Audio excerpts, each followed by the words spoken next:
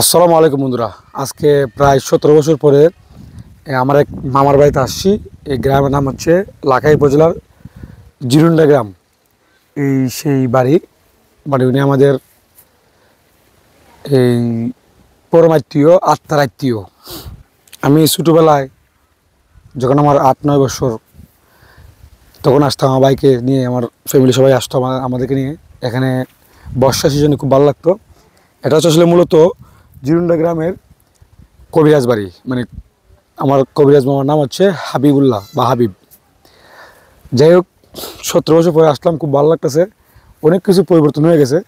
যে রাস্তা দিয়ে আসছি, মাটির রাস্তা দিয়ে, জিরুন্ডা গ্রামের ভিতর দিয়ে, এই জায়গাতে অনেক পরিবর্তন হয়েছে। এবং বেশিরভাগ সময় আসা হতো আমাদের এখান থেকে আপনার লাখাই, এই যে রুটটা, লাখাই যাওয়ার রুটটা, এই লাখাই যাওয়ার যে একটা স্টিলের ব্রিজ আছে, এই ব্রিজ থেকে আমরা হেঁটে হেঁটে আসতাম। আমার বাবা আমাকে কাঁধে করে নিয়ে আসতো, বা আমরা অনেক সময় বাবার হাত ধরে আসতাম আর কি, এই যে এই রাস্তা ধরে।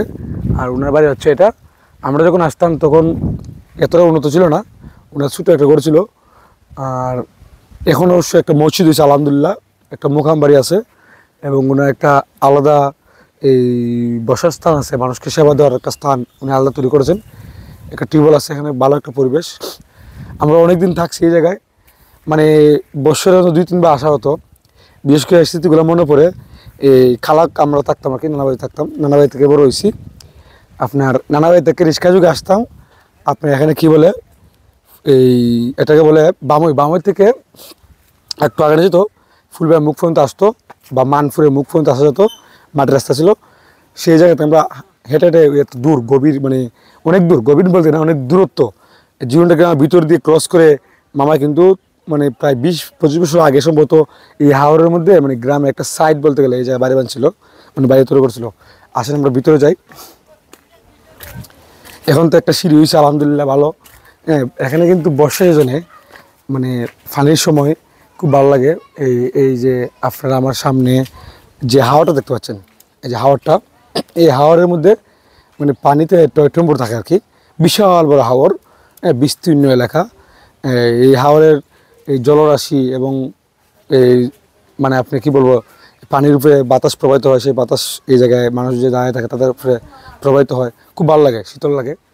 হ্যাঁ, এই যে মামার এই সেবা দেওয়ার স্থান, এটা ওনার বাসস্থান হিসেবে এটা উনি থাকার ঘর।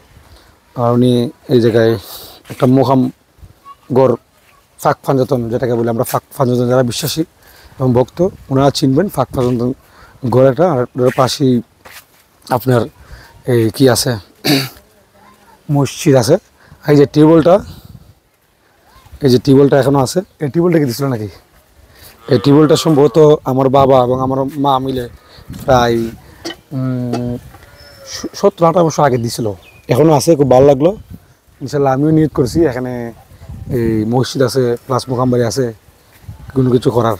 খুব ভালো লাগতেছে স্মৃতিটা, মানে মনে পড়ছে বারবার। এখানে থাকতাম, এখানে অনেক বাচ্চা ছিল, তাদের সাথে আমরা খেলাধুলা করতাম।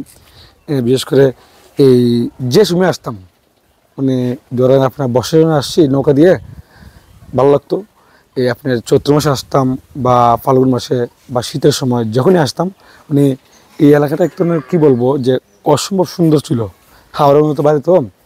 হ্যাঁ, যাক, এই জায়গাটা কে কে চিনেন, এবং এই জিরুন্ডা কবিরাজ বাড়ি, আপনার হাবিব মামার বাড়িটা কে কে চিনেন, কে কে এসেছেন, কমেন্টে বলে যাবেন।